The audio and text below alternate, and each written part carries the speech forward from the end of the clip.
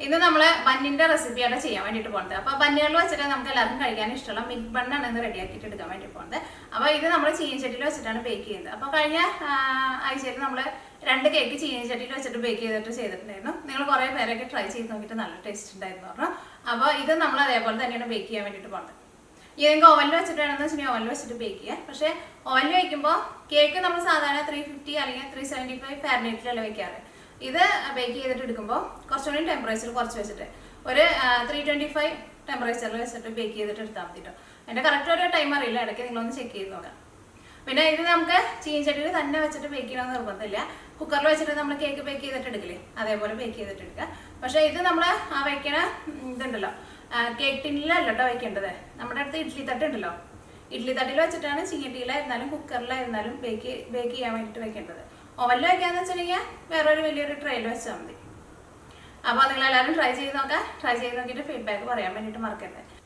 അപ്പോൾ നമുക്ക് ഒറ്റ സമയങ്ങളായിട്ട് തന്നെ നമ്മുടെ മിൽക്ക് ബണ്ണ് നമുക്ക് റെഡിയാക്കിയിട്ട് എടുക്കാം.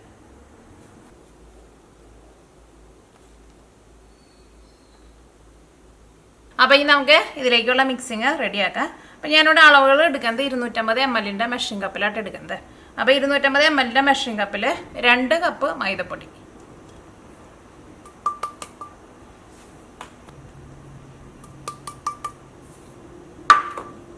അടുത്തത് ചേർക്കുന്നത് നമ്മൾ പാൽപ്പൊടിയാണ് ചേർക്കുന്നത്. പാൽപ്പൊടി 5 ടേബിൾ സ്പൂൺ ചേർക്കുക.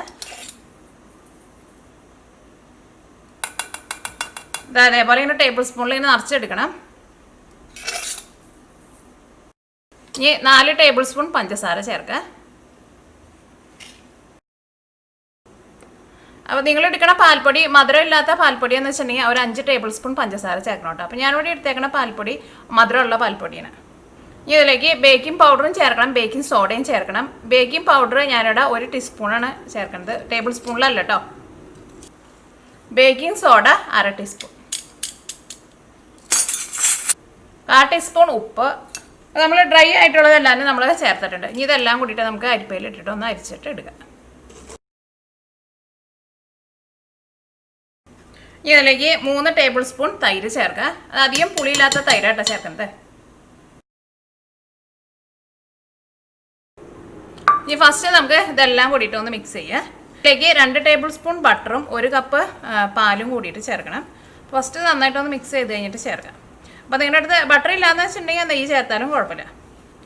അപ്പോൾ ബട്ടറാണ് എടുക്കണമെന്ന് വെച്ചിട്ടുണ്ടെങ്കിൽ ഇപ്പോൾ ഉപ്പുള്ള ബട്ടറോ ഉപ്പില്ലാത്ത ബട്ടറോ ഏതായിരുന്നാലും കുഴപ്പമില്ല.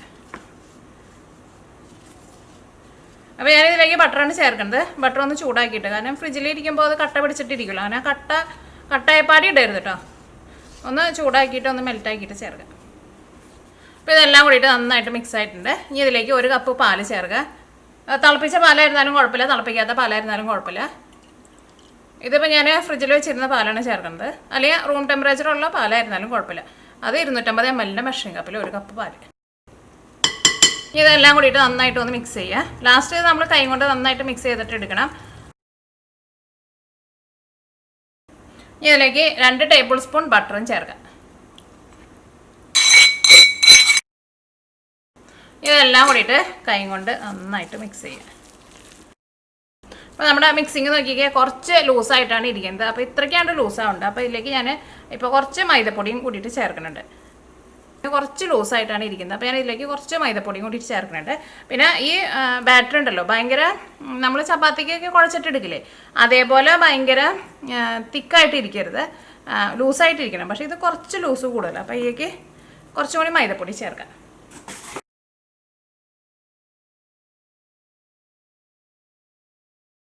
ഇനി നമ്മുടെ കൈമ ഓൾറെഡി ഇങ്ങനെ പിടിച്ചിരിക്കുന്നുണ്ടാവും. പക്ഷേ നമ്മളിത് ഇങ്ങനെ കുഴച്ചിട്ടുണ്ടെങ്കിൽ നമ്മുടെ കൈമ അത് കൂടുതൽ പിടിക്കുള്ളൂ. അപ്പോൾ എന്ത് ചെയ്യണമെന്ന് വെച്ചിട്ടുണ്ടെങ്കിൽ നമ്മൾ കൈ ഞാനൊന്ന് കഴുകട്ടെ കേട്ടോ, എന്നിട്ട് നമ്മൾ ഒന്ന് കുഴയ്ക്കുക. അപ്പോൾ നമ്മുടെ കൈമ ഒട്ടി പിടിക്കാണ്ട് നമുക്ക് നല്ല ഈസി ആയിട്ട് കുഴച്ചിട്ട് എടുക്കാൻ വേണ്ടിയിട്ട് പറ്റും.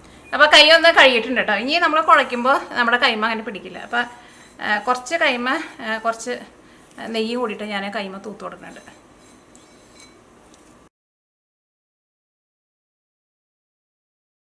അപ്പോൾ നോക്കിക്കേ, നമ്മുടെ ബാറ്റർ റെഡി ആയിട്ടുണ്ട്. ഇതേപോലെ ഇങ്ങനെ ഇരിക്കണം ബാറ്റർ. ഇനി നമുക്ക് ഈ ബാറ്റർ കൗണ്ടർ ടോപ്പ് ഇട്ടിട്ട് ഒന്നും കൂടി നന്നായിട്ടൊന്ന് കുഴച്ചിട്ട്, അപ്പോൾ അടിയിൽ കുറച്ച് പൊടിയൊന്ന് വിതറി കൊടുക്കണം കേട്ടോ, അല്ലെങ്കിൽ ചിലപ്പോൾ അടിയിൽ പിടിക്കും. പിന്നെ നിങ്ങൾ 4 ടേബിൾ സ്പൂൺ എക്സ്ട്രാ നമ്മൾ മൈദപ്പൊടി നമ്മൾ ചേർത്തിട്ടുണ്ടായിരുന്നല്ലോ. അങ്ങനെ ചേർത്ത് കഴിഞ്ഞിട്ട് നമ്മുടെ ബാറ്റർ എങ്ങാനും കുറച്ച് ലൂസായിട്ട് ഇരിക്കാന്ന് വെച്ചിട്ടുണ്ടെങ്കിൽ നിങ്ങൾ അതനുസരിച്ചിട്ട് മൈദപ്പൊടി ചേർത്ത് കൊടുക്കണം കേട്ടോ. അപ്പോൾ നോക്കിയാൽ നമ്മുടെ ബാറ്റർ ഇതാ ഇതേപോലെ ഇങ്ങനെ ഇരിക്കണം. ഭയങ്കര ലൂസായിട്ട് ഇരിക്കരുത്, ഭയങ്കര ടൈറ്റായിട്ട് ഇരിക്കുകയും ചെയ്യരുത്. അപ്പോൾ അതിന് കറക്റ്റ് അളവ് പറയുന്നില്ല, കാരണം നമ്മുടെ ബാറ്റർ ഭയങ്കരമായിട്ട് ലൂസായിട്ട് ഇരിക്കണമെന്ന് വെച്ചിട്ടുണ്ടെങ്കിൽ നിങ്ങൾ അതനുസരിച്ചിട്ട് മൈദപ്പൊടി ചേർത്ത് കൊടുക്കുക. അപ്പോൾ അതാ നമ്മുടെ ബാറ്റർ ഇതേപോലെ ഇങ്ങനെ ഇരിക്കണം. ഈ ബ്രെഡിൻ്റെ അല്ലെങ്കിൽ ഈ ബന്നൊക്കെ ഉണ്ടാക്കണ ഈ മാവ് നമ്മൾ കുഴച്ചിട്ട് എടുക്കുമ്പോൾ അതിന് ഇടയ്ക്കിടയ്ക്ക് നമ്മുടെ കൈമ പിടിക്കും. പിന്നെ നമുക്ക് ഒരുപാട് ടൈറ്റ് ആക്കിയിട്ട് എടുക്കാനും പറ്റില്ല. അപ്പോൾ അതനുസരിച്ചിട്ട് നമ്മൾ പൊടി ചേർത്ത് കൊടുക്കുക. അപ്പോൾ അതുകൊണ്ടാട്ടോ മൈദപ്പൊടി ഇത്രയ്ക്ക് കറക്റ്റ് അളവെന്ന് പറയാത്തത്. എല്ലാം സോഫ്റ്റായിട്ട് കുഴച്ചെടുത്തിട്ടുണ്ട്. ഇനി നമുക്കൊരു 10 മിനിറ്റ് ഇതൊന്ന് റെസ്റ്റ് ചെയ്യാൻ വേണ്ടിയിട്ട് വയ്ക്കാം. അപ്പോൾ നമ്മൾ ഇത് 10 മിനിറ്റ് റെസ്റ്റ് ചെയ്യാൻ വേണ്ടിയിട്ട് വെച്ചിട്ടുണ്ടായിരുന്നു. ഇനി എടുത്തിട്ട് നമുക്ക് ഒന്നും കൂടി ഒന്ന് കുഴച്ച് ഇതിനെ നമുക്ക് ബോളാക്കിയിട്ട് എടുക്കണം. അത്രയ്ക്ക് ലൂസാക്കിയിട്ട് എടുക്കണം. ഭയങ്കര ടൈറ്റായിട്ട് നമ്മുടെ മാവ് ഇരുന്നിട്ടുണ്ടെന്ന് വെച്ചിട്ടുണ്ടെങ്കിൽ നമ്മുടെ ബന്ന് അത്രയ്ക്ക് അങ്ങോട്ട് പൊന്തി വരില്ല. വടിയിൽ അങ്ങനെ പിടിക്കണുണ്ടെന്ന് വെച്ചിട്ടുണ്ടെങ്കിൽ അതനുസരിച്ചിട്ട് മൈദപ്പൊടി ഇതേപോലെ ഇട്ട് കൊടുക്കുക. ഇപ്പോഴായിരുന്നാലും നമ്മുടെ ബാറ്റർ നോക്കിക്കേ നല്ല സോഫ്റ്റായിട്ട് വന്നിട്ടുണ്ട്. കുറച്ച് ലൂസായിട്ടാണ് ഇരിക്കുന്നത്. അതേപോലെ നമുക്ക് കിട്ടണം ബാറ്റർ. അത് ഒറ്റയടിക്ക് നിങ്ങൾ ഉള്ള മൈദപ്പൊടി മുഴുവനും ചേർക്കരുത്. ഇത് നമുക്ക് 2 സെപ്പറേറ്റ് പീസായിട്ട് കട്ട് ചെയ്യാം. ഇതിന് നമ്മൾ 4 ബന്നാട്ട് ഉണ്ടാക്കാൻ വേണ്ടിയിട്ട് പോകുന്നത്. അപ്പോൾ ഇത് നീക്കി വയ്ക്കാം. ഇത് നമ്മളിങ്ങനെ കട്ട് ചെയ്തിട്ട് നമ്മളിത് കുഴയ്ക്കുമ്പോഴായിരുന്നാലും ഈ ഉൾഭാഗം എങ്ങാനും ഈ നമ്മുടെ കൗണ്ടർ ടോപ്പിൽ പിടിച്ചിട്ടുണ്ടെന്ന് വെച്ചിട്ടുണ്ടെങ്കിൽ ഇത് അടിയിൽ പിടിക്കും. കാരണം ഈ പുറത്ത് മാത്രമല്ലേ നമ്മൾ ഈ മൈദപ്പൊടി വെച്ചിട്ട് ഇതേപോലെ ചെയ്യണത്. കാരണം ഉള്ളിലേക്കാണ് മൈദപ്പൊടി പോകേണ്ടത്. ഉള്ളിൽ ഭയങ്കര സോഫ്റ്റായിട്ട് ഇരുന്നോട്ടെ. അങ്ങനെ ചെയ്താൽ മാത്രമേ നമുക്ക് ഈ ബാറ്റർ അത്രയ്ക്ക് ലൂസായിട്ടുള്ള ബാറ്ററായിട്ട് കിട്ടുള്ളൂ. ഭയങ്കര ടൈറ്റായിട്ട് ഇരുന്നിട്ടുണ്ടെന്ന് വെച്ചിട്ടുണ്ടെങ്കിൽ നമ്മുടെ ബന്ന് ഭയങ്കര കട്ടിയാവും, ഒട്ടും സോഫ്റ്റായിട്ട് വരില്ല ഉള്ളിൽ. ഇതാ ഇതിനെ നമുക്ക് 2 പീസായിട്ട് കട്ട് ചെയ്യാം. അപ്പോൾ നമ്മൾ ഇത്രയ്ക്ക് ബാറ്റർ വെച്ചിട്ട് 4 ബന്നാണ് റെഡിയാക്കേണ്ടത്. ഇത് നമുക്ക് ഒന്ന് ബന്നിൻ്റെ ഷേപ്പാക്കിയിട്ടതാ ഇതേപോലെ ഇങ്ങനെ പിടിക്കുക. ഉള്ളിലേക്ക് നമ്മളിങ്ങനെ കൊടുക്കുക. ഇതങ്ങനെ പിടിച്ചിട്ട് ഇതാ ഉള്ളിലേക്ക് ഇങ്ങനെ കൊടുക്കുക. ഇങ്ങനെ നന്നായിട്ടൊന്ന് ഇതേപോലെ ഒന്ന് ഇടുക.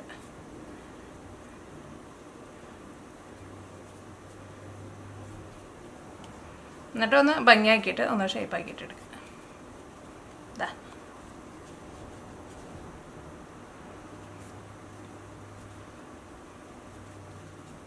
ഇതിൻ്റെ അടിഭാഗം നോക്കിക്കഴിഞ്ഞാൽ നമ്മൾ കുഴിച്ച് വെച്ച് കഴിഞ്ഞപ്പോൾ നോക്കി അടിഭാഗം ഇങ്ങനെ ഇരിക്കും. അത് കുഴപ്പമില്ല. ഇവിടെ ചെറുതായിട്ട് ഇങ്ങനെ ഒരു ക്രാക്കൊക്കെ വീണിട്ടുണ്ടാവും ഏറ്റവും അടിയിൽ നമ്മൾ കുഴിച്ച് വെച്ചത്. പക്ഷേ അത് കുഴപ്പമില്ല കേട്ടോ. എന്നിട്ട് നമ്മൾ ഇതാ ഇതേപോലെ ഇങ്ങനെ വയ്ക്കും. അപ്പോൾ ഈ ബാക്കിയുള്ള ബോളും നമുക്ക് ഇതേപോലെ തന്നെ റെഡിയാക്കിയിട്ട് എടുക്കാം.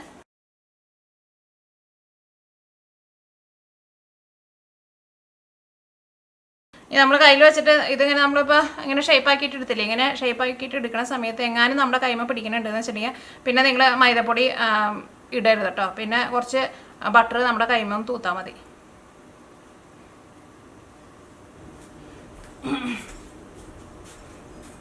അപ്പോൾ ഈ നമ്മുടെ മിൽക്ക് ബണ്ണ് ഞാൻ ബേക്ക് ചെയ്യാൻ വേണ്ടിയിട്ട് പോണത് ഇതേപോലത്തെ ഒരു ചീൻചട്ടിയിൽ വെച്ചിട്ടാണ് ചെയ്യുന്നത്. ഇത് അലുമിനിയത്തിൻ്റെ ചീൻചട്ടിയാണ്. നിങ്ങളുടെ ഇരുമ്പിൻ്റെ ചീൻചട്ടി ഉണ്ടെന്ന് വെച്ചിട്ടുണ്ടെങ്കിൽ അതാട്ടോ കുറച്ചും കൂടി നല്ലത്. കാരണം അതിന് ഈ അലുമിനിയത്തിൻ്റെ ചീൻചട്ടീനേക്കാളും കുറച്ചും കൂടി നല്ല ചൂട് നിൽക്കും.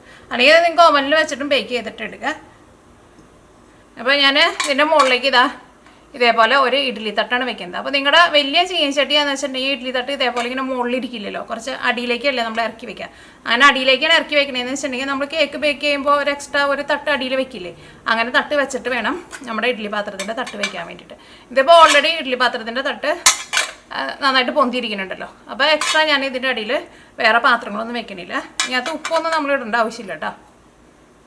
പിന്നെ ഇത് ലാസ്റ്റ് ആയി കഴിഞ്ഞ് കഴിയുമ്പോൾ നമ്മുടെ ഈ ബന്നിൻ്റെ മുകളിൽ നമ്മൾ കുറച്ച് ബട്ടറും തേച്ച് കൊടുക്കും കേട്ടോ. അതിനും നമുക്ക് ബട്ടർ വേണം. ഇതാ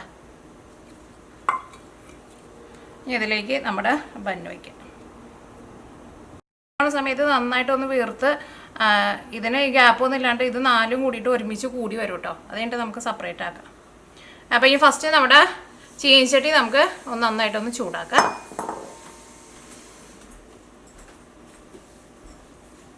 അപ്പോൾ ഫസ്റ്റ് നമ്മുടെ ചീൻചട്ടി നന്നായിട്ടൊന്ന് ചൂടാവട്ടെ. ഇതേപോലെ നമ്മൾ കേക്ക് ബേക്ക് ചെയ്യുമ്പോഴായിരുന്നാലും എന്ത് നമ്മൾ ഫസ്റ്റ് നമ്മൾ വെക്കണ ആ പാത്രം നമ്മൾ ചൂടാക്കുമല്ലോ, ചൂടാക്കുമ്പോൾ പ്രത്യേകം ശ്രദ്ധിക്കുക. ഒരുപാട് തീ ഭയങ്കരമായിട്ട് കൂട്ടിയിട്ടിട്ട് ചൂടാക്കരുത്. അങ്ങനെ ചൂടാക്കുമ്പോൾ ഇതിൽ നിന്ന് പുക വരും. അങ്ങനെ പുക വന്നിട്ടുണ്ടെന്ന് വെച്ചിട്ടുണ്ടെങ്കിൽ പിന്നെ നമ്മൾ കേക്കായിരുന്നാലും ഇപ്പോൾ നമ്മുടെ ബന്നായിരുന്നാലും അതിൻ്റെ ഉള്ളിലേക്ക് ആ പുകയുടെ ഒരു ടേസ്റ്റ് വരും. അപ്പോൾ വലിയ ബർണറൊക്കെയാണെന്ന് വെച്ചിട്ടുണ്ടെങ്കിൽ തീ പതുക്കെ ഒന്ന് കുറച്ച് വെച്ചിട്ട് ഫസ്റ്റ് നമ്മൾ ബേക്ക് ചെയ്യാൻ എടുക്കണ പാത്രം നന്നായിട്ട് ചൂടാക്കുക. നമ്മുടെ ചീനച്ചട്ടി നന്നായിട്ട് ചൂടായിട്ടുണ്ട്. ഇനി ഇതിലേക്ക് വെക്കട്ടെ.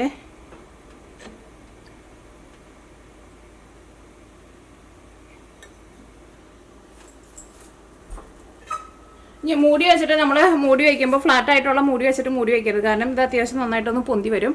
അപ്പോൾ കുറച്ച് ഇതേപോലെ ഇങ്ങനെ പൊന്തിയിരിക്കണ മൂടി വെച്ചിട്ട് വേണം മൂടി വയ്ക്കാൻ വേണ്ടിയിട്ട്.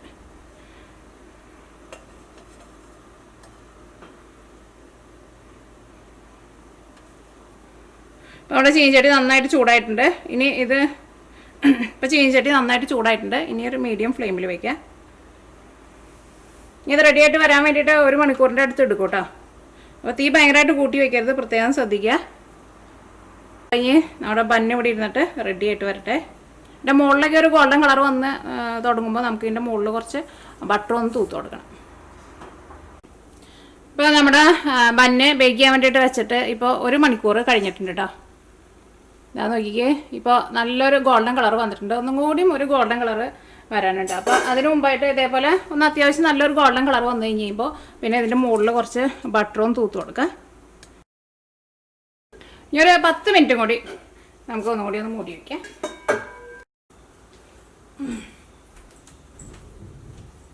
അപ്പോൾ നമ്മുടെ ബന്ന് ഇരുന്നിട്ട് ചൂടാറിയിട്ടുണ്ട്. പക്ഷെ ഇതൊന്നുകൂടിയും ചൂടാറാനുണ്ട്. പക്ഷെ നിങ്ങൾ എടുക്കുമ്പോൾ നന്നായിട്ട് ചൂടാറിയിട്ട് എടുക്കുക. അപ്പോഴായിരിക്കും ശരിക്കും ആ ബന്നിൻ്റെ ശരിക്കുള്ള ടേസ്റ്റും അതിൻ്റെ ഉള്ളിലെ ടെക്സ്ചറൊക്കെ നല്ല കറക്റ്റായിട്ട് വരാം. പിന്നെ ഇതിൻ്റെ മുകളിൽ ഞാൻ ഓഫ് ചെയ്ത് കഴിഞ്ഞിട്ട് ഒരു 2 പ്രാവശ്യം ബട്ടർ തൂത്ത് കൊടുത്തിട്ടുണ്ടായിരുന്നു. ഒരു പ്രാവശ്യം തൂത്ത് കൊടുക്കുക. അത് കഴിഞ്ഞിട്ട് കുറച്ച് നേരം കഴിഞ്ഞ് കഴിയുമ്പോൾ ആ ബട്ടറൊക്കെയും ഈ ബ്രെഡിൻ്റെ ഉള്ളിലേക്ക് ഒന്ന് ഇരിക്കും. അത് കഴിഞ്ഞ് കഴിയുമ്പോൾ ഒന്നുകൂടി ഒന്ന് തൂത്ത് കൊടുക്കുക.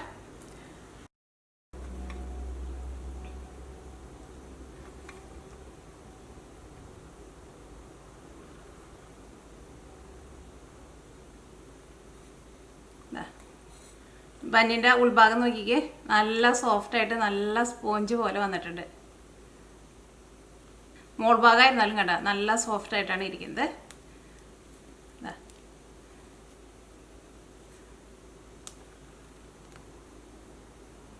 അപ്പോൾ നിങ്ങളെല്ലാവരും ട്രൈ ചെയ്ത് നോക്കുക. ട്രൈ ചെയ്ത് നോക്കിയിട്ട് ഫീഡ്ബാക്ക് പറയാൻ വേണ്ടിയിട്ട് മറക്കരുത് കേട്ടോ. അപ്പോൾ ഞാൻ ആ പറഞ്ഞേക്കണ പോലെ ബാറ്റർ ഒരുപാട് ഭയങ്കരമായിട്ട് ടൈറ്റായിട്ട് പോകരുത്. ബാറ്റർ ഭയങ്കര ടൈറ്റായിട്ടുണ്ടെന്ന് വെച്ചിട്ടുണ്ടെങ്കിൽ നമ്മുടെ ഇതിൻ്റെ ഉള്ളിൽ ഇത്രയ്ക്ക് അങ്ങോട്ട് സോഫ്റ്റായിട്ട് വരില്ല കേട്ടോ.